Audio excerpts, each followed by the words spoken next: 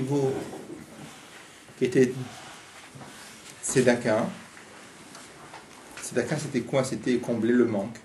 Ça veut dire c'est dévoiler ce niveau de lumière d'Akadosh Baruch Hu dans le monde qui est en relation avec le monde. Parce qu'on avait dit un pauvre, c'est quoi? C'est combler son manque. Même si son manque est d'un niveau très élevé, on avait dit à Philosous, même si quelqu'un avait un standing de vie dans lequel il avait un cheval ou un serviteur, alors s'il a perdu ce standing de vie, la mitzvah de Tzedaka, c'est de l'aider à retrouver ce standing de vie qu'il avait avant. Mais par contre, on n'a pas l'objet de l'enrichir. L'enrichir, ça veut dire au-delà de ce à quoi il avait l'habitude, de ce à quoi il était habitué. Après, il y a le lien de Hashirut. Hashirut, ça veut dire donner plus. Et après, il y a Chesed. On a vu que Chesed, c'est plus que la richesse. D'où on voit que Chesed, c'est plus que la richesse. Parce qu'on a vu que la Gemara qui dit que quelle différence entre Tzedaka et Gmilut Chasadim, Tzedaka la charité et Gmilut Chasadim la bienfaisance. La Gemara dit que Tzedaka c'est pour les pauvres et la bienfaisance c'est même pour les riches. Donc un vrai riche c'est quelqu'un chez qui il manque rien. Donc c'est quelque chose. Donc ça veut dire que c'est plus. Et pourtant il est riche. Donc il est riche. Et quand même on vient lui donner. Donc c'est plus que le lien de richesse. On a dit à quoi ça correspond dans le dévoilement de Dieu. Il y a ce niveau de Dieu qui est en relation avec le monde. Donc ça peut aller jusqu'à même on avait dit le niveau superficiel de Keter, Arir. Arir aussi c'est en relation avec le monde. Après il y avait la richesse, on avait dit que c'était quoi? C'était à l'époque de Shlomo Ameler. Ça c'était le Inyan de Atik, ce niveau de Dieu qui transcende complètement le monde. On avait dit que le mot Atik ça veut dire déconnecté du monde.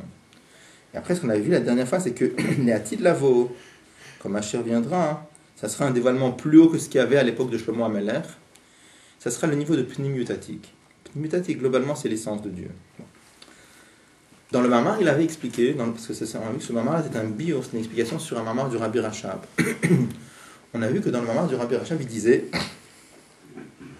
que la différence qu'il y avait entre le dévoilement qu'il y avait à l'époque de Shlomo Amelach et ce qu'il y aura à l'Atid Lavo, c'est que à l'époque de Shlomo Amelach, le dévoilement, il était dans Malchut, mais pas de Malchut chez le Malchut.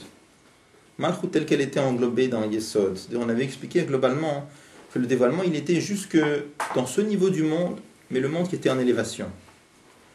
On a expliqué longuement dans le texte. On avait vu finalement, ça s'est manifesté par quoi?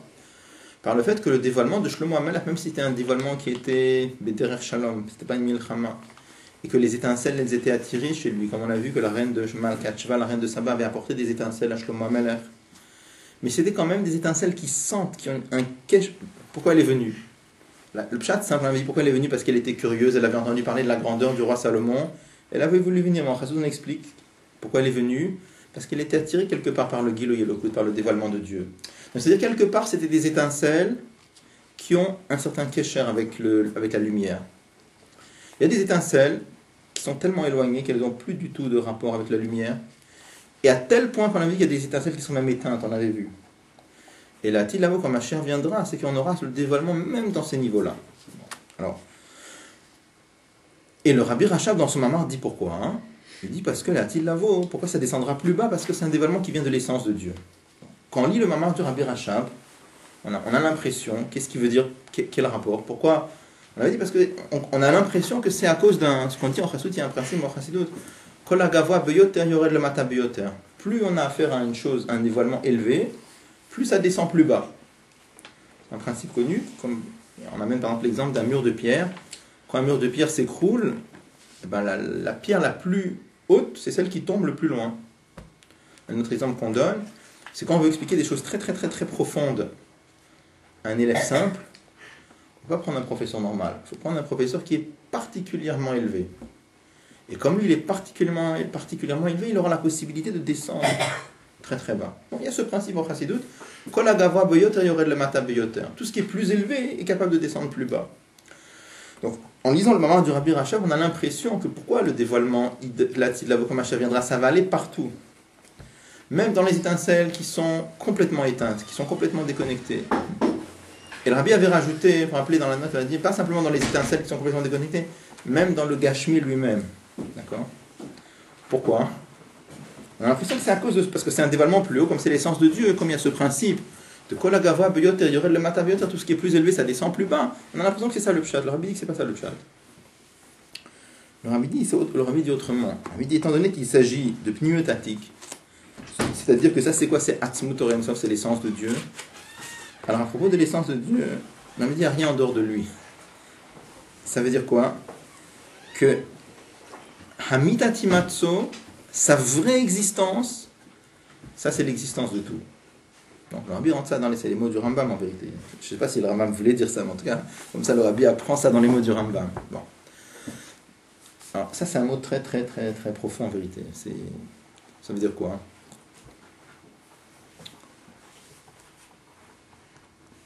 Alors je ne sais pas si je vais savoir expliquer cette chose-là, mais juste quelques petits mots là-dessus.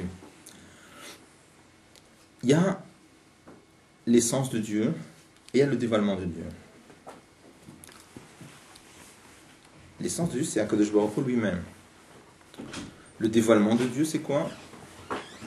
Le dévoilement de Dieu, c'est qu'Akadosh Baruch Hu a voulu que les créatures puissent le percevoir. Le fait que les créatures puissent le percevoir, ça c'est un certain dévoilement. Cette notion de dévoilement, il y a eu beaucoup de niveaux. Il y a eu par exemple le dévoilement de Matan Torah, un dévoilement très très fort. On voit par exemple dans la Torah que Dieu, il y a des mitzvot qui sous-entendent le fait qu'on doit ressentir Dieu quelque part. Pourquoi? J'ai dit plusieurs fois. Le fait que par exemple Dieu nous donne une mitzvah de l'aimer, de le craindre. Comment tu vas aimer quelque chose pour lequel tu n'as aucune idée de ce que ça peut être? Donc pour aimer quelque chose, il faut que tu sentes que c'est aimable. D'accord? Donc c'est-à-dire qu'il y a quelque part un certain madriga, un certain niveau d'Akadosh Baruch Hu qu'on doit percevoir. Donc ça c'est la notion de Giloui. Il y a beaucoup de niveaux de Giloui, des dévoilements de Dieu, il y a énormément de niveaux. Mais quelle grande différence il y a entre le dévoilement de Dieu et l'essence de Dieu? C'est que dès qu'on parle d'un dévoilement de Dieu, eh ben, il y a deux choses, il y a Dieu et il y a le monde. Qu'est-ce que ça veut dire dévoilement? Dévoilement, ça veut dire qu'il y a un monde. Et Dieu a voulu que dans le monde, il va se dévoiler. Donc ça veut dire obligatoirement qu'il y a deux choses.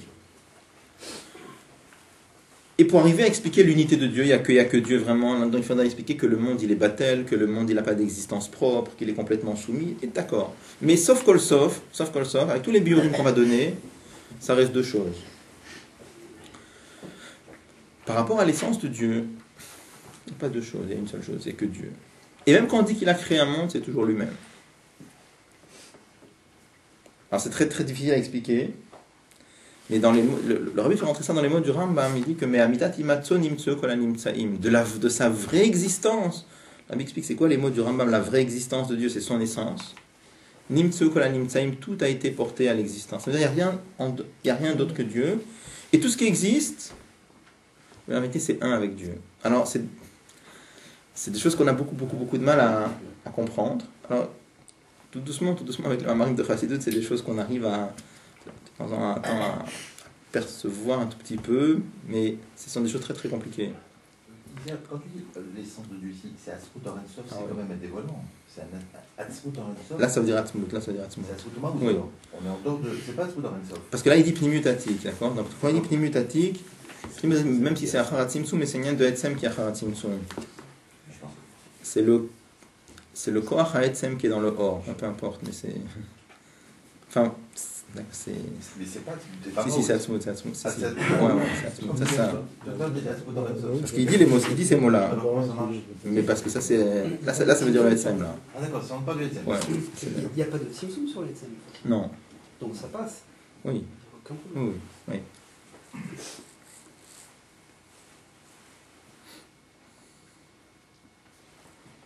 Alors, nous, on peut reprendre les quelques lignes. On avait terminé le paragraphe, mais on peut reprendre les quelques lignes ici. Comment on arrive à comprendre que le monde il est créé à chaque instant? Une explication simple. C'est quoi la question? La question c'est que il y a un monde effectivement et quand tu expliques, tu vois, c'est écrit ou tu expliques aux gens, alors ils ont du mal à comprendre cette idée de renouvellement du monde à chaque instant. Comment on peut le comprendre simplement? J'ai compris la marque Loquette d'expliquer qu'il y en a qui pensent que le monde il est rien, d'autres qui pensent qu'il est quelque chose. Alors entre les deux, en fait, on se situe, on dit le monde est quelque chose, mais à chaque instant il est quelque chose. Comment est-ce qu'on va avoir une image de ça dans le monde pour comprendre cette recréation permanente? Il y a pas un rapport direct avec ce qu'on vient de dire, ce que tu demandes là. Oui, non, parce que tu as expliqué là ce que tu as dit, que en fait le monde il est rien, mais il a une certaine rachibou parce qu'il est créé à chaque instant. Oui. Dans cet instant, il y a un rachibou. Mais est-ce qu'on peut comprendre quelque part, est-ce qu'il y a un remède dans le monde, est-ce qu'on peut avoir une explication un peu simplement de ce sujet-là, la récréation permanente du monde? La respiration. Mais chaque instant, il faut comprendre quoi? Qu'est-ce que ça veut dire chaque instant? Ouais. Ça, c'est encore une question. Quoi, c'est une question? Non, lui demande une autre question. Qu'est-ce que ça veut dire chaque instant? Alors, vraiment, je n'ai pas de réponse claire à cette question. Désolé, je n'ai pas de réponse. Dans Der Mitzvoter, peut-être on l'apprendra un jour dans Amanat Elokut, là-bas Péricule de Péricule d'Aleph. Là-bas, c'est Mashma. Il y a on a l'impression qu'il y a des particules de temps indivisibles. Bon. Je sais pas, c'est pas si clair, c'est difficile à comprendre ce qu'il veut dire, mais de là-bas, on a l'impression. Alors, j'ai parlé récemment avec. Comme il pourrait y avoir des particules d'énergie. Oui. Parce que Donc, ça, c'est pas prouvé, ça, c'est une question ouverte. Oui, en tout cas, on a l'impression là-bas, quand on lit dans Der Mitzvoter du Tzemar Tzedek, on a l'impression de ce qui veut dire qu'il existerait, que le temps aurait une structure particulière, un peu comme la matière, c'est des particules, la lumière, c'est des photons. Et bien, on a l'impression de là-bas du Tzemar Tzedek que le temps aurait une structure particulière. Il y aurait des parcelles de temps indivisibles.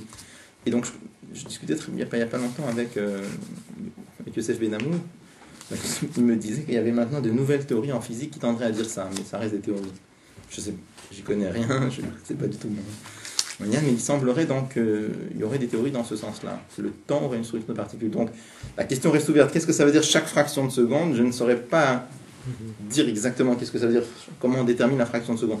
Mais peut-être ça voudrait dire ça, mais j'en sais rien. Je ne sais pas. Mais ta question, elle était différente de celle-là. Oui, c'était savoir, est-ce que dans le monde, on a une illustration quelque peu approximative de ce concept-là? Est-ce que nous, on le voit dans le monde? On ne le voit pas dans le monde. D'accord. Donc Ça- c'est des monas purs, quoi. Ah non, c'est pas de la mona pure, non, c'est compréhensible. Non, c'est compréhensible. Ah non, c'est pas compréhensible. À la logique, c'est pas compréhensible que le monde est recréé à chaque instant.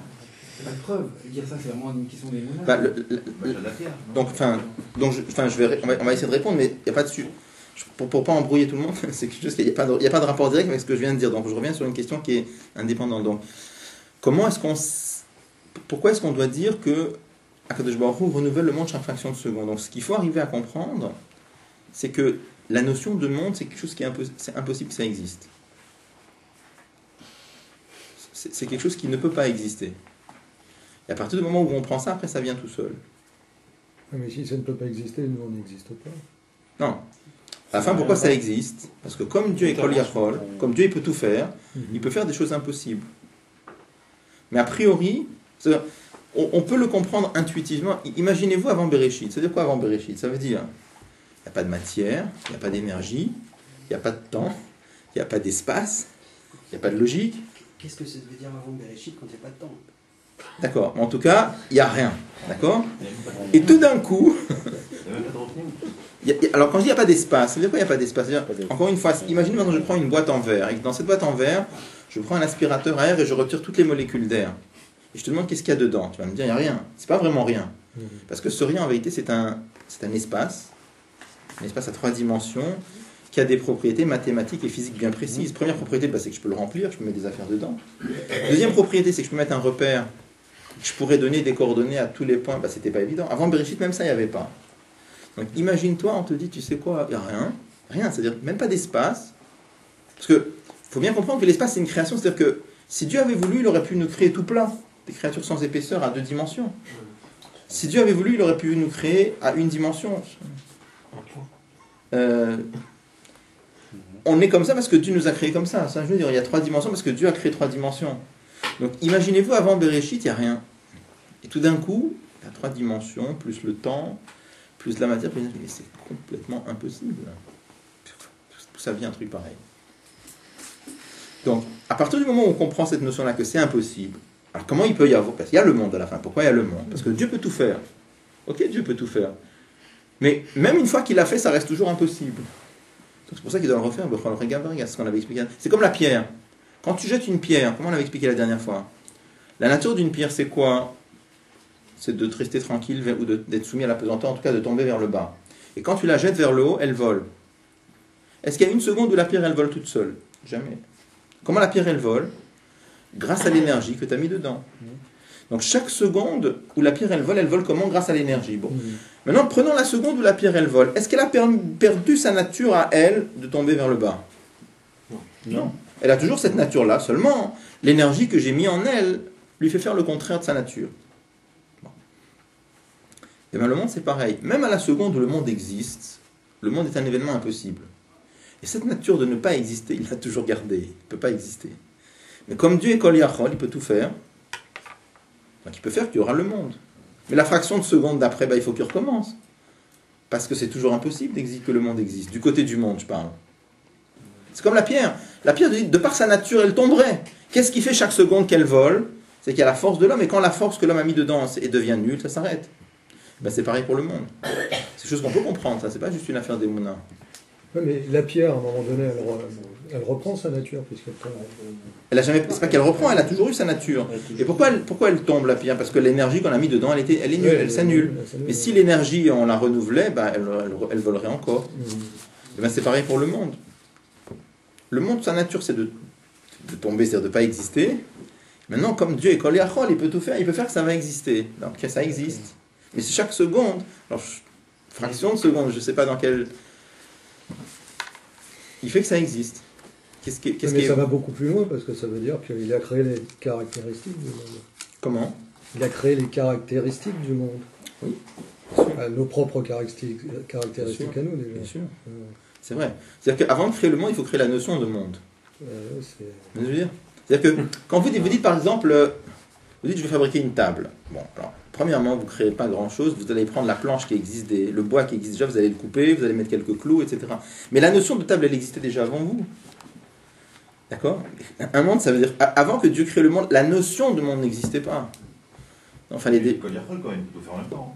Ah oui, on est d'accord, oui, on est d'accord. Non, mais ce que je veux dire, c'est que le moussag, la notion même, elle n'existait pas. Ouais, c'est bon. D'accord? Bon. Ça va? C'est mieux là? Oui, ouais. Non, parce qu'il a donné une Hashivut au monde, c'est encore plus compliqué. Il a voulu donner une Hashivut au monde, donc le monde s'impose à toi et... Oui. Bon. Alors, donc finalement, ça c'est mitzad, même les mitzad sauver, tout ça, c'est que le monde n'a pas d'existence propre, il est battel, etc. De par l'essence de Dieu, on dit autrement. On dit que le monde c'est un avec lui. Donc il n'y a rien d'autre que lui et tout c'est lui. Ça veut dire il n'y a rien d'autre que lui.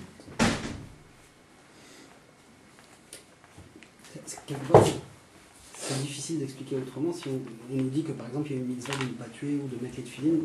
Je veux dire, s'il n'y avait pas ça, c'est ça qui donne véritablement la force et la profondeur à une mitzvah. Parce qu'on pourrait toujours se dire, bon, finalement il y a le monde, il y a Dieu, c'est deux choses, alors à quoi bon faire une mitzvah d'Hachem? Je pas compris. Quelque part, s'il n'y avait pas cette notion-là que le monde il est unifié avec Kadosh Baruch Hu, il n'y aurait pas la même force dans une mitzvah. Pourquoi hein? Quelque chose qui n'est pas Dieu, quelque chose qui est... Il y a Dieu, il y a lui. Quelque part, il y a un risaron dedans. Oui, mais c'est voulu par Dieu, c'est sa volonté, etc. Mitzvah le monde, mais pas mitzvah de Kadosh Baruch Hu. Non, Dieu a voulu qu'il y ait le monde pour qu'on puisse faire les mitzvot, etc. Le fait de faire une mitzvah, c'est ça qui fait qui fait la hamshacha du Hatzmut, justement. Ok, c'est encore autre chose. Je sais pas, peut-être un ergesh ou quelque chose comme ça, mais j'ai l'impression que c'est très profondément, c'est ça qui donne toute la dimension de la mitzvah, qui fait qu'il y a un attachement avec Kadosh Baruch Hu, avec le Hatzmut de Kadosh Baruch Hu, quand au moment où on fait une mitzvah qui lui donne sa vérité, en fait, la vérité du mitzvah. Je sais pas, c'est difficile à expliquer. C'est un ressenti plus qu'une DA. Il faut voir.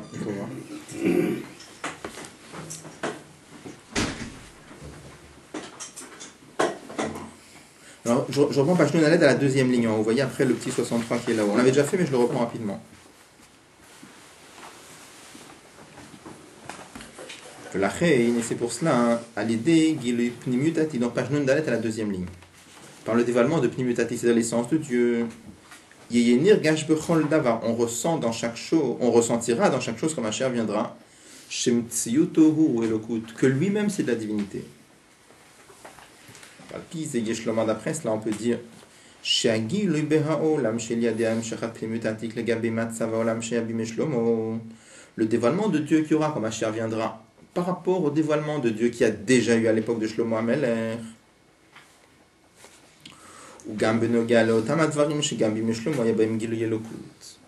Le chidouche sera même par rapport à ces choses-là dans lesquelles il y avait déjà le dévoilement. C'est-à-dire, quand on avait lu le mamar du Rabbi Rachab, qu'est-ce qu'on avait eu l'impression? À l'époque de Shlomo HaMelech, il y a déjà eu le dévoilement de Dieu dans certaines choses. Toutes quoi? Ces choses-là dans lesquelles l'étincelle était déjà en élévation. Ces choses-là dans lesquelles l'étincelle avait une certaine shaykhut avec le or. Le chidouche, quand Mashiach viendra, c'est quoi? Parce que même dans ces choses-là dans lesquelles l'étincelle n'a aucun rapport avec la lumière, même ces choses-là dans lesquelles l'étincelle elle est éteinte, même là-bas aussi il y aura le dévoilement. On a l'impression que le chidouche c'est quoi? C'est qu'il y aura le dévoilement dans ces choses-là dans lesquelles il n'y avait pas eu avant. Rabbi dit c'est pas ça. C'est que même dans ces choses-là dans lesquelles il y avait, oui, le dévoilement à l'époque de Shlomo HaMelech, quand Mashiach viendra, il y aura un chidouche même dans eux aussi, parce que c'est pas du tout la même chose. Pourquoi? Il explique.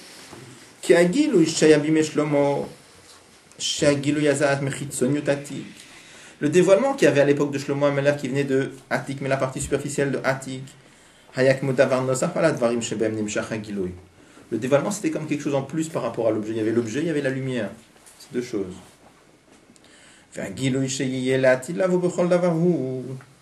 Par contre, le dévoilement qu'il y aura quand Mashiach viendra, c'est quoi? On va dévoiler la profondeur de la chose. Que la chose profondément, qu'est-ce que c'est? Elle est un avec Dieu. Une autre chose. C'est pas qu'il y aura Dieu, il y aura le monde, ça sera une seule chose. Bon. Difficile à comprendre, j'admets. Difficile à comprendre.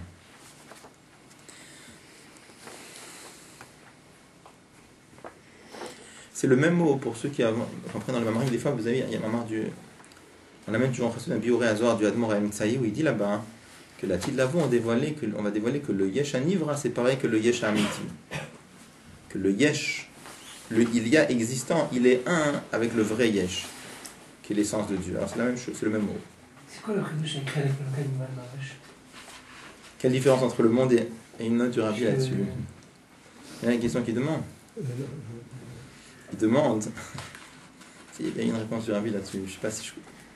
Il demande comme ça. Puisqu'on dit que la Tidlavo, on va dévoiler comment le monde est un avec Dieu, quelle différence y aura entre la Neshama d'un juif et le monde? Parce que la Neshama d'un juif, qu'est-ce que c'est?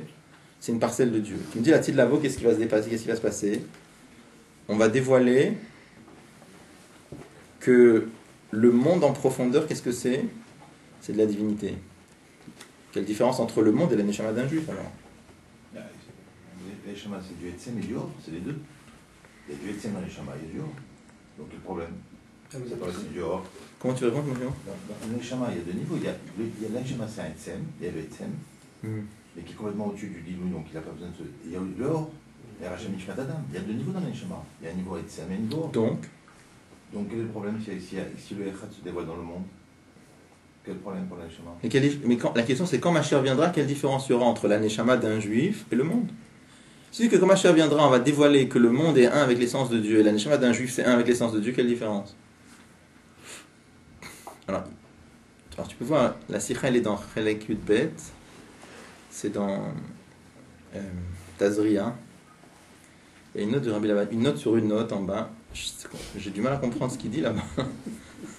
Il dit comme ça, si je me rappelle, dans les mots, il dit que le monde, c'est l'essence de Dieu, mais quoi? Que par la vraie existence de Dieu, il est porté à l'existence. Mais c'est juste le fait qu'il est porté à l'existence qui est un avec l'essence de Dieu. La Neshama d'un juif elle-même, c'est Dieu. Il faut regarder les mots là-bas. C'est difficile à comprendre exactement ce que ça veut dire. Mais de Rabbi, ça, on comprend qu'il il y aura une très très très très grande différence entre la Neshama d'un juif et tout le reste du monde quand même. Il faut comprendre ce que ça veut dire. Ce n'est que quand le monde est porté à l'existence qui fait... Alors, les mots qu'il dit, c'est qu'est-ce qu'il dit? Il dit pas les mots que le monde c'est Dieu. Il dit pas ces mots-là. Il dit le monde c'est quoi? La vraie existence du monde c'est que par la vraie existence de Dieu il est porté à l'existence. Ça c'est le monde, il n'y a rien d'autre. Pour la Neshama d'un juif, il dit qu'elle-même, elle est Chadima Atzmut. C'est pas marqué sur le monde, c'est pas marqué Chadima Atzmut, c'est pas marqué ces mots-là. Il faut comprendre, on peut regarder la Sikha là, mais il faut. C'est-à-dire, qu'est-ce qui va rester quand Mashiach va venir? C'est le fait que le monde soit porté à l'existence ou c'est le monde lui-même qui va rester? faut chercher plus dans les discours du Rabbi, comment ça. C'est une chose très très profonde, il faut savoir exactement.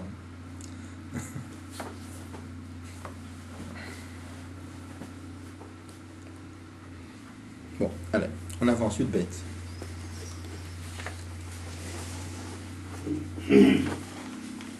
C'est ça qu'on avait dit avant. Dans le on avait dit que les chassidim te béniront. Parce que pourquoi on était parti sur cette notion de tzedaka, de richesse et de chesed? Parce qu'on avait parlé de chassidecha yivarucha. Shamshacha bemalchut, que le dévoilement qu'il y aura dans la royauté qui est la source du monde, yevaruko. On avait dit yevarucha, c'est yevaruko. Le varer, ça veut dire faire descendre, dans ko qui est la royauté. C'est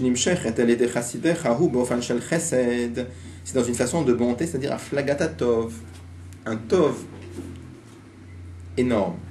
C'est-à-dire,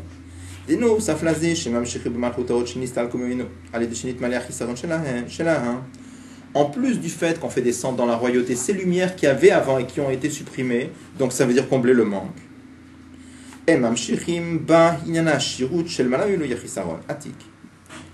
Les chassidim font descendre dans Malchut, dans la royauté, qui est la source du monde, pas simplement la lumière qui manquait, mais même la richesse, c'est-à-dire cette lumière qui ne manquait pas en fait, qui n'avait aucun rapport avec Malchut, Atik. Plus que cela, le troisième niveau,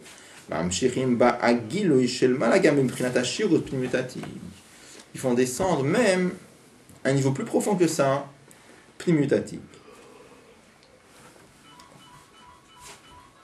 Il explique là-bas dans le mamar du Rabbi Rachab.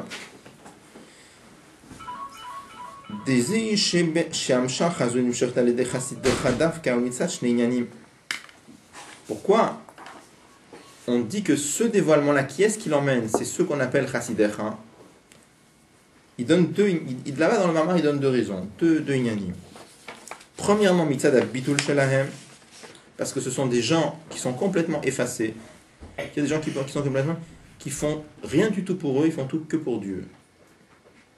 Ça veut dire quoi?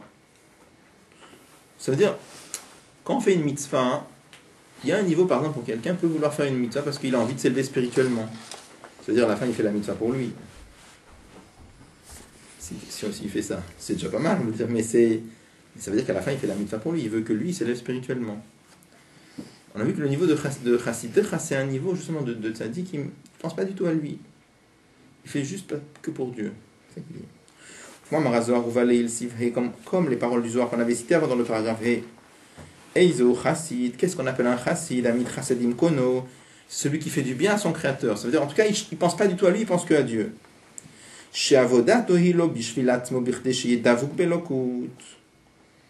Son service de Dieu, c'est pas du tout pour lui, pour que lui soit lié avec Dieu.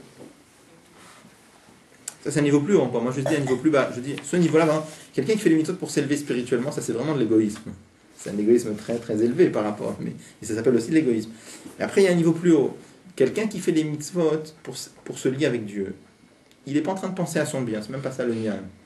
Mais il sent qu'à Kadosh Baruch Hu, c'est quelque chose de tellement bien, il veut se lier avec Dieu.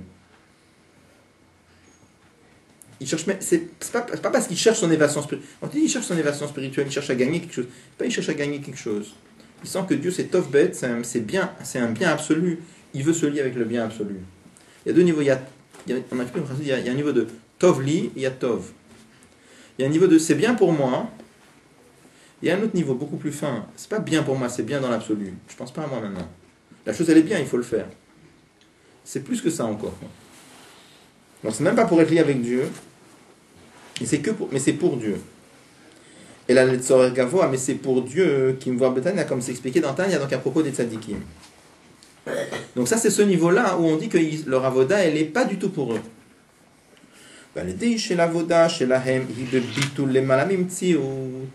Et puisque leur service de Dieu, il est dans une façon d'effacement total de soi. Donc c'est au-delà de la notion d'existence. Ils n'ont pas d'existence propre. Ils voient leur vie comme s'ils n'avaient pas d'existence propre.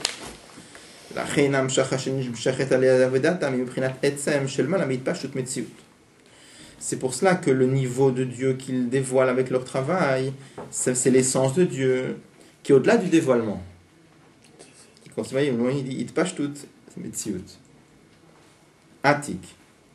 Et plus que cela, Pnimutatik, la partie profonde de Atik. C'est vraiment l'essence de Dieu.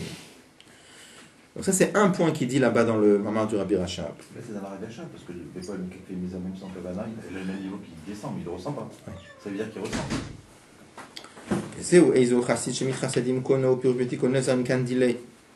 Et c'est ça aussi l'explication de ce qu'on avait dit. Quel est le chassid? Celui qui fait du chesed avec Kono. On avait vu deux pirushim. Kono, il y avait son créateur. Il y avait un autre pirushim. Kono, c'était Kandile, son nid. C'est-à-dire de Me'abiorim Bekesha de Shnei. Et parmi les explications qu'on donne pour faire la relation entre les deux biorim, avec le fait qu'il fait du bien avec Kono, son créateur, c'est-à-dire qu'il est en train de servir Dieu, pas du tout pour soi-même, mais que pour Dieu. Il est capable de faire du bien à son nid. Le nid, on avait dit que c'était le niveau de Malchut.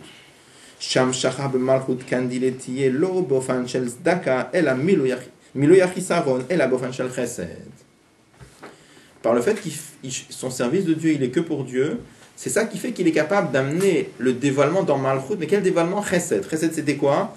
Pas Milou Yachisaron, pas combler le manque, pas la richesse, mais plus que ça amenait l'essence de Dieu. Ashirut, Ulmalame Ashirut. Donc ça c'est le premier inyan qui donne là-bas dans le mar. Après, deuxième inyan.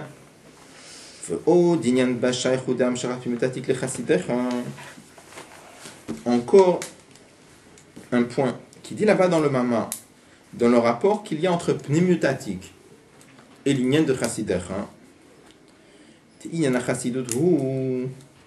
Là, on a traduit Chassidut dans le sens Chesed. Après, il donne une deuxième explication. Qu'est-ce que c'est Chassidecha? C'est le lien de Chassidut. C'est quoi? Chez Kochot Ativim Nasit Kochot Elokim. Il dit que le lien de Chassidut, ça fait quoi? Ça fait que les forces naturelles deviennent des forces divines.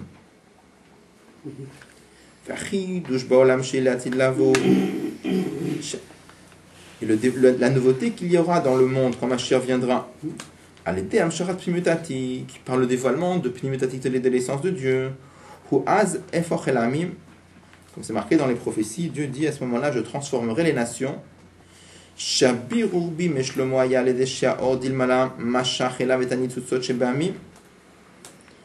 À l'époque de Shlomo HaMelech, le dévoilement de lumière divine a fait que la lumière a attiré certains goïms à venir en Eretz Israël. Ou l'atid lavo yafru ematzmam likdusha. L'atid lavo, c'est pas qu'on va les attirer, c'est que tels qu'ils sont, ils seront transformés.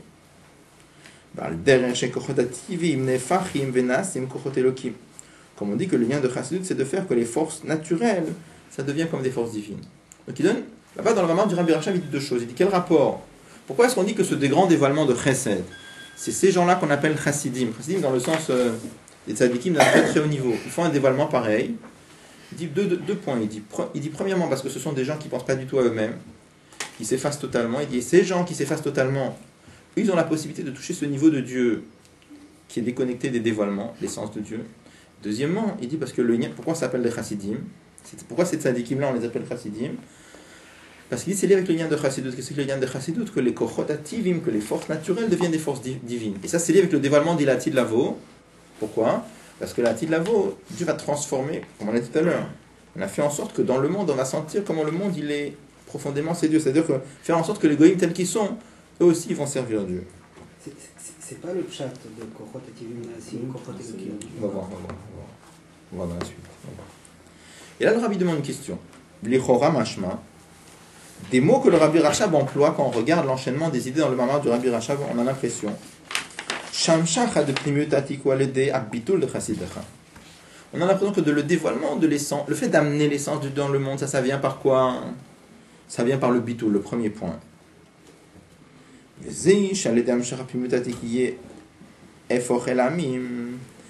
le deuxième point, le fait qu'on dit que quand Mashiach viendra, Dieu va transformer les nations.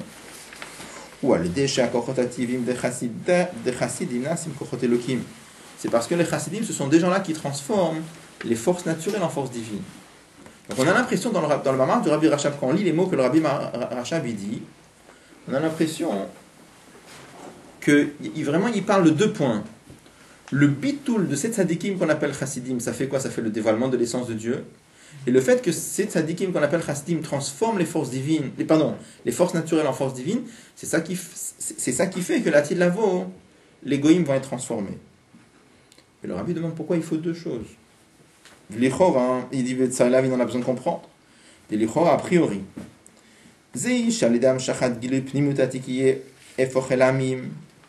Le fait que quand Mashiach viendra, quand il y aura le dévoilement de Pnimutatik, ça va transformer les nations. C'est pas quelque chose en plus, ça fait partie du dévoilement d'après ce qu'on a dit avant. C'est la même chose que le dévoilement dont on a parlé. Parce que comme on a dit avant, qu'est-ce qui se passe quand il y a le dévoilement de l'essence de Dieu? Quand il y a le dévoilement de Dieu, on est en train de ressentir que les choses sont un avec Dieu. Mais que de la vraie existence de Dieu, tout est porté à l'existence. Donc ça veut dire que quand il y aura le dévoilement de Pnimutatik, on va ressentir dans chaque chose comment il est un avec Dieu. Et puisqu'on a dit que le bitul de cette tzadikim là s'emmène le dévoilement, pourquoi on a besoin pourquoi est-ce qu'on a besoin qu'en plus ils transforment leur kochotativim en kochot elokim, ils transforment leur force naturelle en kochot divine. Ça veut dire quoi? Ça vient BDR, mais là on n'a pas besoin de le rajouter? Oui. Ça se comprend oui. Tout seul. Oui. Donc ça veut dire, la question c'est pourquoi est-ce que le rabbi Rachab a eu besoin de le dire dans son mamar, c'est ça? Dans le mamar de Rabbi Rachab, on a l'impression que c'est deux choses. Donc la vie va répondre que Nachalami c'est une seule chose, c'est pas deux choses. C'est ce qu'on va dire. Veyesh Loma, le rabbi répond. Cette transformation là-bas des kochotativim,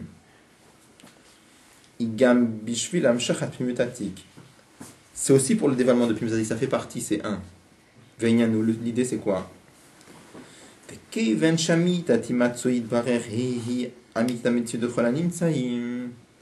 Puisqu'on dit que la vraie existence de chaque chose c'est quoi? C'est Dieu. Quand il y a un point dans l'homme qui n'est pas lié à Dieu, c'est en contradiction avec le dévoilement de l'essence de Dieu. Parce que qu'est-ce que ça donne? Quand il y a le dévoilement de l'essence de Dieu, qu'est-ce qui se passe? On ressent que chaque chose est Dieu.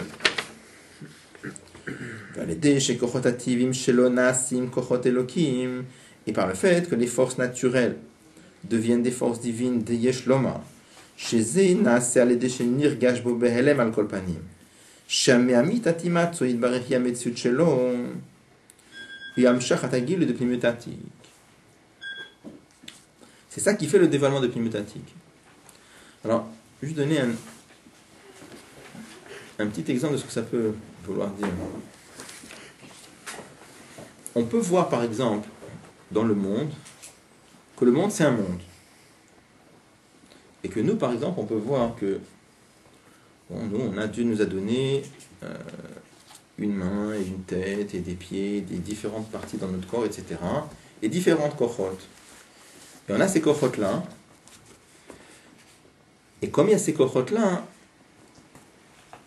elles ont une fonction, elles ont un but. Et en particulier, un des buts, le but fondamental, c'est quoi? C'est d'étudier la Torah et pratiquer les mitzvot. Mais il y a une autre façon de voir les choses. Il y a une volonté de Dieu qui s'appelle mitzvah tefillin. Pour pouvoir mettre les tefillin, alors il faut un bras et il faut une tête.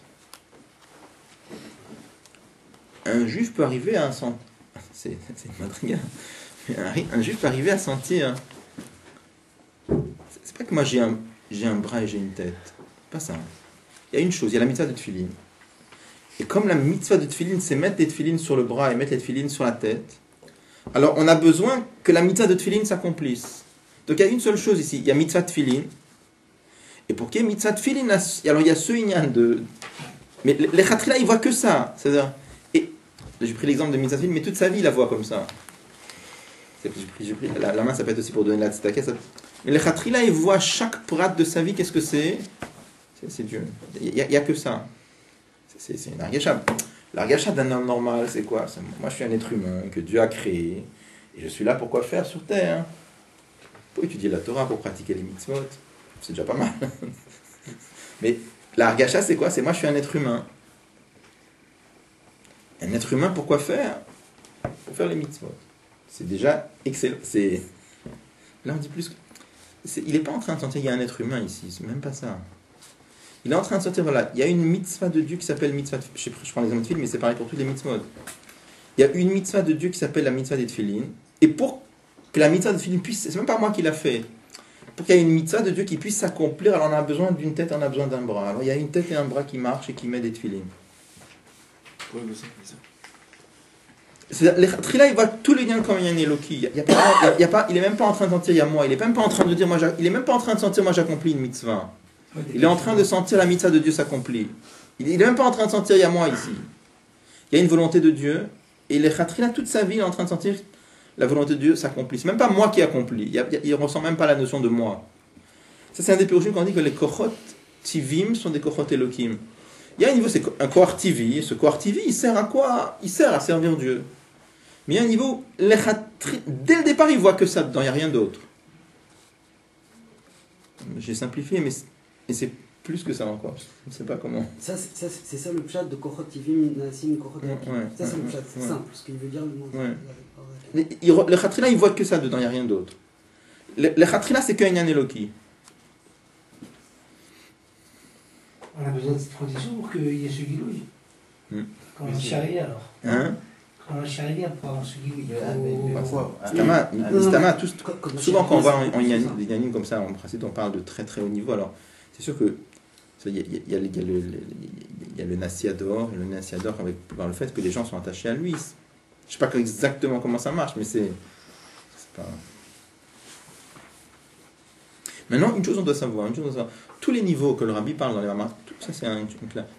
Toujours on demande en Chassidut, il y a des diètes et sirotes où le Rabbi demande comment ça se fait qu'en Chassidut on parle de niveau tellement élevé, qu'on est tellement loin de niveaux pareils. Bon, à quoi ça sert? Il y a deux réponses. Une négative et une positive. Une négative, c'est-à-dire, déjà pour ne pas se prendre pour des tzadikim. Il y a des gens qui apprennent pas Chassidut, ils s'imaginent tout de suite qu'ils ont tel et tel. Quand tu apprends Chassidut, tu comprends que tu n'es pas grand-chose. Tu es un tout petit juif à ton niveau, tu n'es déjà pas grand-chose. Déjà, ça te remet bien à ta place, savoir qui tu es, parce que tu vois à combien tu es loin.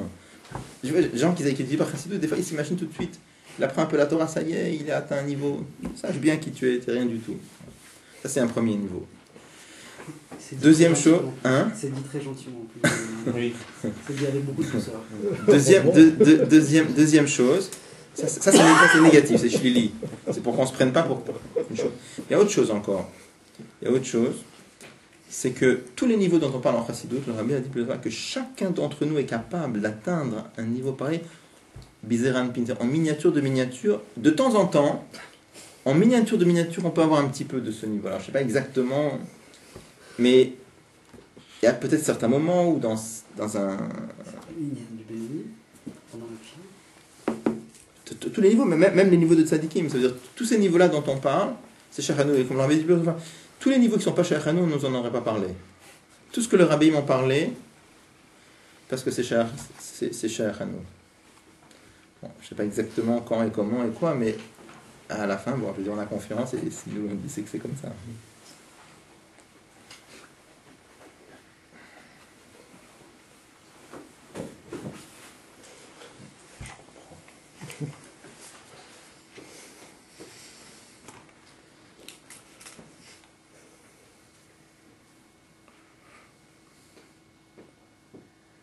Vous voyez, prenez l'avant-dernière ligne du paragraphe, je l'avais dit, à l'aider chez Nirgashbo, il ressent, vous voyez, il met entre parenthèses, Behelem al-kol panim, au moins de façon voilée. Vous voyez les mots?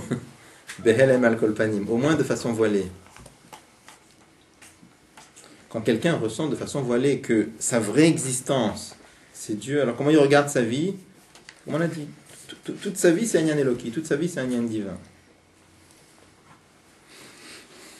C'est qu'on ne peut pas ressentir ça tout le temps, mais de temps en temps, des fois, on a un petit éclat comme ça. Pendant une fraction de seconde, au moins, on regarde comme ça sur le monde. Je ne sais pas si...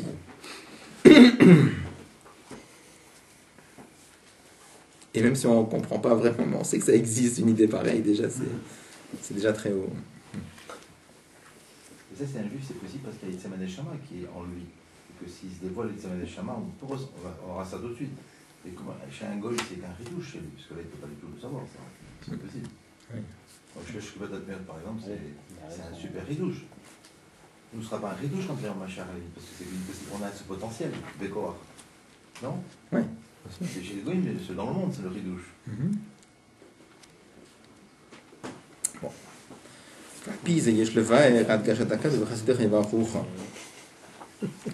Maintenant, on peut comprendre pourquoi le pasuk insiste sur le fait que les dévoilements des chassidim, c'est dans une façon de bracha.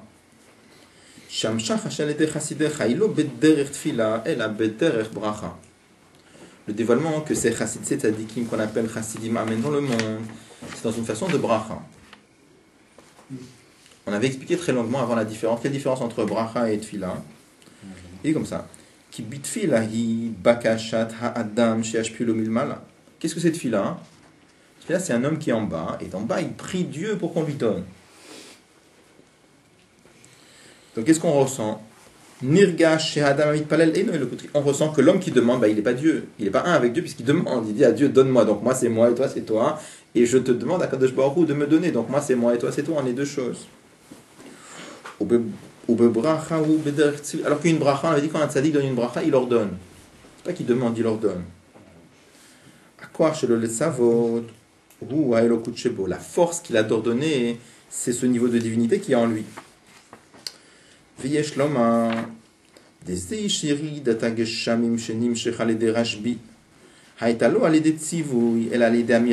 vu que dans ça même, vous vous rappelez, dans le Mamar, on avait expliqué avant qu'il y avait deux niveaux. Il y avait le niveau, par exemple, Rabbi Pinchas Ben Yair. Rabbi Pinchas Ben Yair, il avait ordonné au fleuve, il a dit, si tu ne veux pas t'ouvrir, parce qu'on a vu qu'il était occupé avec la mitzvah de Pidyon Shvuim, il avait ordonné au fleuve, il a dit, si tu ne t'ouvres pas devant moi, Gozran Yalecha, je vais faire un décret que lo yavru bechamaim lolam. Donc il a ordonné. Après, il y avait Rabbi Shimon Bar Yochai. Rabbi Shimon Bar Yochai, il a fait descendre la pluie en disant une explication de Torah. Le chidouche de Rabbi Shimon Bar Yochai, comment il a fait? Parce qu'il y a trois niveaux finalement. Il y a la demande, la tfila. Et après, il y a celui qui ordonne. Après, il y a Rabbi Shimon Bar Yochai, c'est plus haut que ça. Il n'a même pas besoin d'ordonner. Il n'a rien ordonné. Il a dit un mamar de Zohar, il a dit un morceau de... Il a dit une explication sur la Torah. Et la pluie, il n'a même pas ordonné. C'est plus fort encore. Vous voyez comment il dit? C'était pas un ordre. Et là, l'aider à Mirat Torah. Mais c'était pas en disant un mot de Torah. Pourquoi? On a dit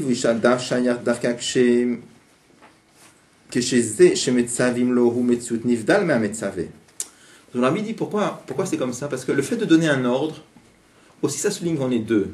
Si moi je donne un ordre à quelqu'un, alors ça veut dire qu'il y a moi qui donne, il y a celui qui donne l'ordre, il y a celui qui reçoit l'ordre. Donc quand tu dis, qu'est-ce qu'on a dit? On a dit que Tfila c'est quoi? C'est celui qui demande. Il n'est pas un avec Dieu puisqu'il demande. Donc il demande. On a dit un niveau plus haut, c'est qu'il ordonne. On avait dit, mais en finesse, ordonner, ça veut dire aussi il ordonne, si on peut dire qu'il il est aussi pas un avec, puisqu'il a besoin d'ordonner. De là, on comprend, par exemple, que les actions dévoilées qui ont été faites par des tzadikim, comme Rabbi Pinchas Ben Yair qui avait ordonné au fleuve de couper son eau, même si la volonté des tzadikim c'est la volonté de Dieu, mais il a fallu quand même ordonner. C'est parce que le monde par lui-même c'est une entité indépendante. On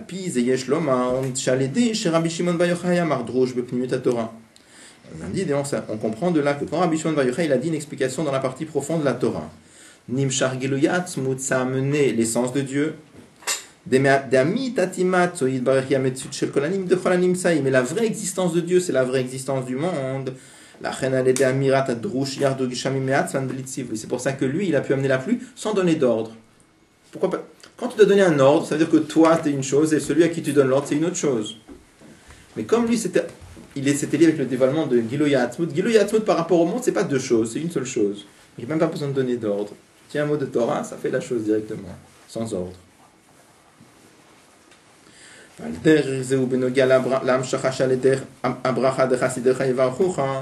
dit, il en va de même aussi pour ce dévoilement qui vient par Chasidecha Yevarucha. Ils n'ont pas besoin de donner l'ordre. Et à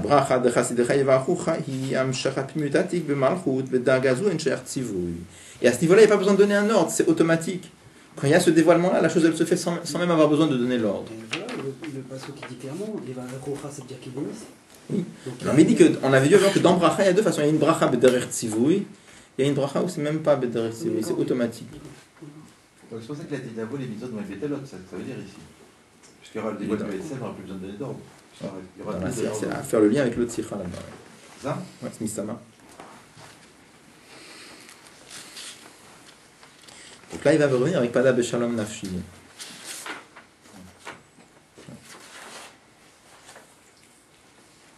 Bon, juste on va terminer ce... Je ne sais pas si on va terminer aujourd'hui, mais je pense qu'on va terminer. La prochaine fois, on peut faire un deuxième amar si Dieu veut. Alors, ce qu'il faut voir juste, dans ce mamar-là, il y a une suite. Il y a une suite. Le mamar de Hanouka, c'est la suite de ce mamar-là. Donc, il y a toute une... Oui, donc, là-bas, dans le mamar de Hanouka, en fait, il y a beaucoup de questions. Au début, il pose plein de questions sur Hanouka, des questions intéressantes. Après, il fait un résumé de ce mamar-là, et après, il va plus loin sur cette lancée-là. Donc, j'hésite, est-ce qu'on continue celui de Hanouka ou on fait autre chose? D'un côté, je donne mon hésitation, j'explique mon hésitation. C'est-à-dire, d'un côté, Inyan de prendre un Inyan et peut-être aller jusqu'au bout du Inyan, peut-être. Bon, c'est une chose. Enfin, je ne sais pas dans quelle mesure on peut arriver au bout d'un Inyan pareil. Quand je dis au bout, c'est. L'autre idée aussi, c'est peut-être pour changer de sujet, de faire autre chose. Comme il y a peut-être d'autres personnes qui sont arrivées en cours de route, alors ça serait peut-être un Inyan de changer parce que. Voilà. Il y a des... Ça serait quoi l'autre? Je sais pas. Pour voir. La Sikha, elle est sur les 10 commandements sur le Dibour, le Shabbat. Une Sikha très longue. Rabbi Ishmael. Non, pas celle-là, non, une autre. Yitro. Hamisha Kolot. Non, elle est dans le Chélet. Ah, Udalef. Udalef, ouais. Ouais, il y a beaucoup de niglés là-bas. Ouais. Bon, Baki Ligani, du Shabbat. Bon, on va réfléchir. Qu'est-ce que... On va voir. Je ne sais pas encore.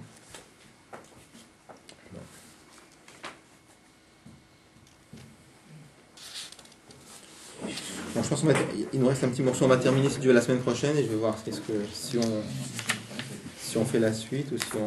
Est-ce qu'on fait le mamar de Hanouka ou si on prend autre chose? On commence au termine.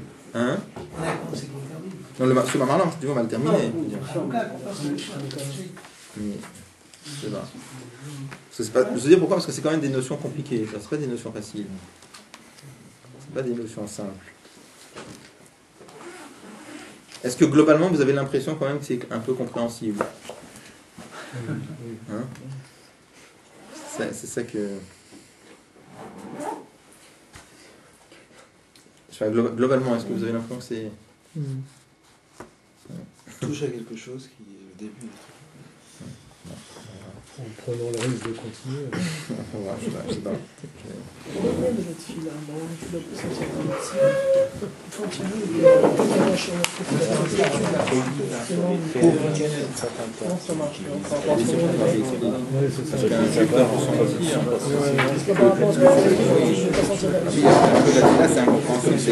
Et là où tu es battu, tu dis à Dieu, mais donne-moi Dieu. Il y a une question sur c'est le total devant Dieu, et tu dis, donne-moi une année, donne-moi la. Alors,